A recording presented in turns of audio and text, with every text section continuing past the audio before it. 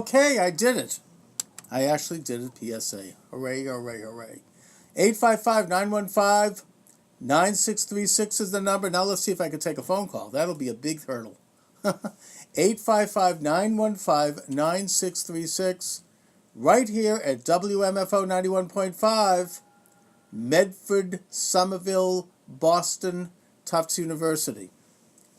So I'm talking about the age of Trump, what it represents, and what it represents to you, the Tufts University student, the Tufts University faculty, more broadly the Tufts University culture, which has been left of center, to put it mildly, and why these new progressive ideas, and when I say progressive, I mean really genuinely progressive, not leftist progressive, which are regressive, I would argue, why these new ideas are important to understand. I would hope ideas that we could get behind, but at least understand them, so you can understand the forces that are wafting through our culture today, as you prepare and as you go through your college years, and prepare to enter then into your professional phase of your life. I mean, it would make sense, and it would be appropriate to get into what it's about. So you have this, on the economic level with the Trump administration, you have this move toward, as Steve Bannon so accurately stated, the deconstruction of the administrative state. Now, in that same speech, and the text of that speech is available on the CPAC website, it's pretty amazing. He says that not a day is going to go by without a fight, because the Trump administration is facing the forces of the establishment, and is doing so with great courage. I mean, as they wade forth, this is not just the left, but the establishment Republicans, the internationalists, the establishment Democrats, certainly, the media, academia like Tufts University, and much of the sort of the high ground of our culture, as well as, I would argue, the top 1% wealthiest Americans and wealthiest institutions, whether they be foundations, unions, corporations, inheritances, all these great combines of wealth. They're all invested in this leftist transfer of power from the elected government representing the people, and as such a self-governing nation, to this administrative state that Steve Bannon is talking about. This idea that governing authority, and I think the trend really picked up in the early part of the 20th century, but there's always been, it's always been here, this regressive idea that governing authority should be transferred from elected officials operating under a limited grant of power from the Constitution and under God to these bureaucracies, whether they be public government bureaucracies given sovereign powers, perhaps the most recent one being the Consumer Protection Agency, set up by Elizabeth Warren, that's been given sovereign power to not just regulate businesses, but to literally go into businesses without a warrant and confiscate their property. I mean, this goes way back. This isn't new. These agencies are appointed, and they're spun into an entity that can actually make laws. They don't call them laws. They call them, quote, guidelines or directives or whatever. But they're making laws, and that those laws can affect our freedoms. And generally speaking, they are socialistic. Even if they're not, they shouldn't be making those laws, because the Constitution says that only Congress shall make law, all law, on a federal level, and that the laws not specifically delineated to Congress by the Constitution, Article 9 and Article 10 of the Bill of Rights, those reside with the states and with the citizen. And the citizen, of course, gains their sovereignty and their ability towards self-determination and a certain degree of control over their destiny from God. So that's a major change that the Trump administration represents. Another is democracy, localism, state sovereignty, subsidiarity. I've talked about that. The third is national sovereignty. Now, national sovereignty is a big one. That's where the United States resides on the world stage.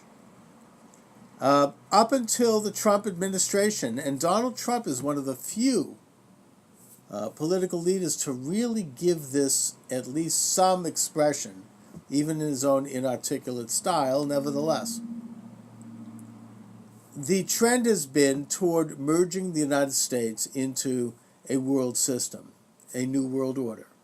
Now, if you combine that with the transfer of powers to unelected entities, whether they be, bureaucracies or agencies or even individuals, you have what you might describe as an informal world government, an unofficial world government. Not a world government in the official sense that has a flag and a stamp and a logo and a particular ruler, but an unofficial world government that leaves in place the sovereign nations. At least they think they're sovereign, but they've become tied in through a web of obligations and debt and other things and international laws to this world order that is not controlled by elected officials, but that is controlled by these informal bureaucracies and figures. And it is something that it certainly exists on the national level. It's what, as I said, Steve Bannon calls the administrative state. It even exists on the state level, by the way, but that's another subject.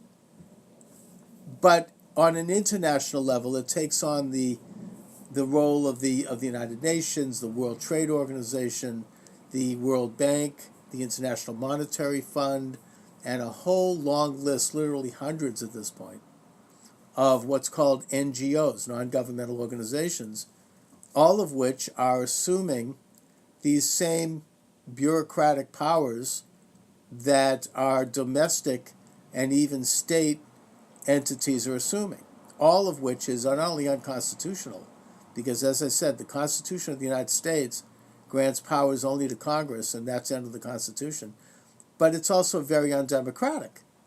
Do we want to have these agencies making decisions about our lives? Do we want to have this conference? And I'll give you one example, and I don't remember the specific names of things here. I wasn't expecting to talk about this today, but there was an international conference on the family.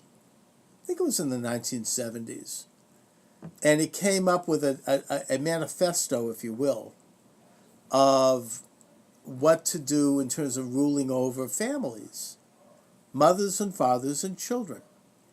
And concurrently, it had in it rules by which a child could sue their parents, a parent could be taken, they could be removed from the home, and it was all in language that was very vague. It's one thing if a child is physically abusing a parent is physically abusing a child, that's a crime, and they can be taken away.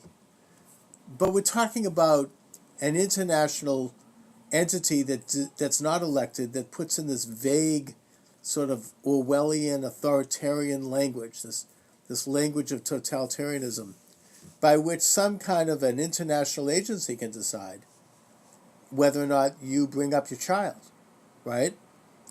Now, this, of course, has been the long dream of the international socialists.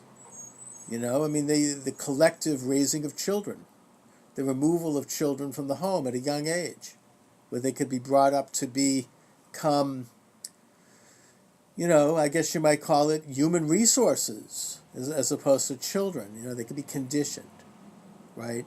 People think I'm exaggerating. Look into this.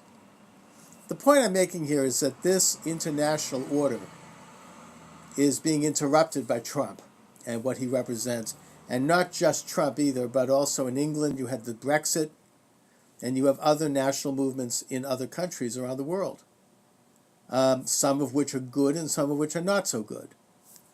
But the point of the matter is that they all generally stand for, at least officially, the reassertion of the sovereign rights of the nation state.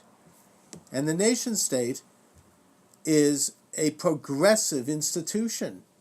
It's something that has evolved over centuries, if not millennia, going back to Roman times and even before. The nation state is it's democratic. It's a means by which people who organize the nation state, based upon a lot of things, it could be based on religion, it could be based on culture, it could be based on geography, that these nation states have emerged, that they have been able to, by creating a government, they have been able to assume sovereign control over their own lives and over their own destinies, how things are done in their own nation states, economically, spiritually,